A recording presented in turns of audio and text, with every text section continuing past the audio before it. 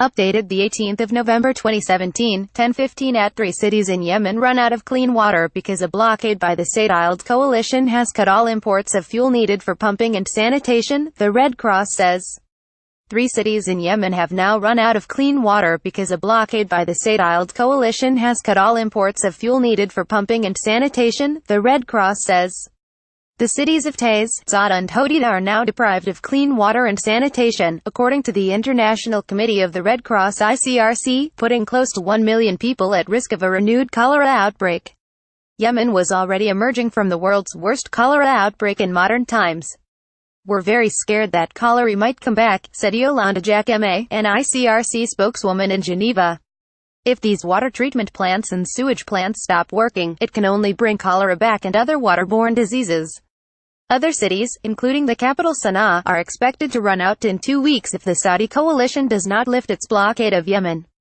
A U.S. and UQ-backed Saudi coalition has closed much of Yemen's air, land and sea access for the past 12 days, following the interception of a missile fired by Houthi rebels in Yemen towards the Saudi capital. The Saudis say they are trying to stem the flow of arms from Iran to the Houthis.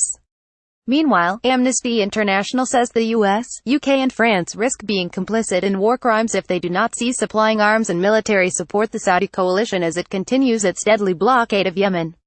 The looming prospect of famine is becoming a reality because of the new restrictions by the Saudi Arabia coalition, which appear to amount to collective punishment of Yemen's civilians, said Philip Luther, Research and Advocacy Director for the Middle East and North Africa at Amnesty International. Amnesty is demanding all countries immediately halt the flow of arms and military assistance to the Saudi coalition for use in Yemen, including any equipment or logistical support being used to maintain the blockade.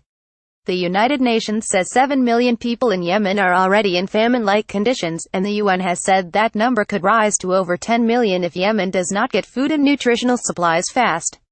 Famine is only officially declared after an inspection team has carried out a formal survey on the ground, so there is no guarantee that famine is not already underway. There may be, as we speak right now, famine happening, UN humanitarian spokesman Jens Leerk told the UN briefing in Geneva. And we hear children are dying. There is excess mortality as a consequence of undernourishment.